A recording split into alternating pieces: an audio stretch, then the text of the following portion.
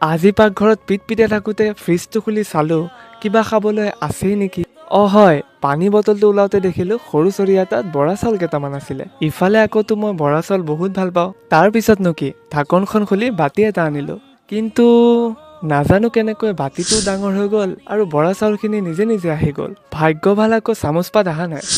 আবে, চামুচ পাতো আহিছেচোন, এইটো কেনেকৈ সম্ভৱ? মইতো কলা যাদু শিকাই নাছিলোঁ। বাৰু বাদ দিয়ক এইবোৰ। এতিয়া খোৱাতে ব্যস্ত হওঁ।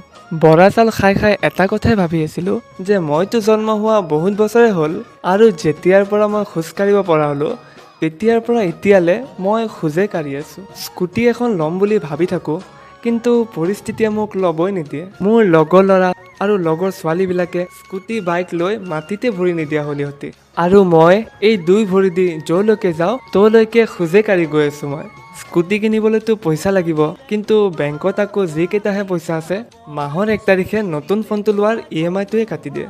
যেন মই নিদিমেই যেন। পইচা কাটোতে আকৌ সোনকালে কাটে, কিন্তু দিওঁতে আকৌ ইমান দেৰি কৰে নক'ব আৰু। সেইবাবে মই মনটোত এটাই জেদ লৈ লৈছোঁ যে কিনিম এইবাৰ মই।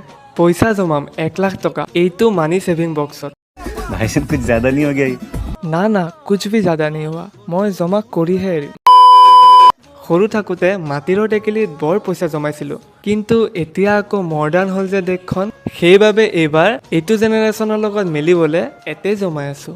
আপুনি যি পইচা ভৰাই 10 টকা, 20 টকা, 50 টকা, 500 টকালৈকে যি পইচা ভৰাই এতে ৰাইট চিন এটা দি দিলে হ'ল। মই বহনি কৰিবলৈ 10 টকা এটা ভৰাই ল'লোঁ বাৰু।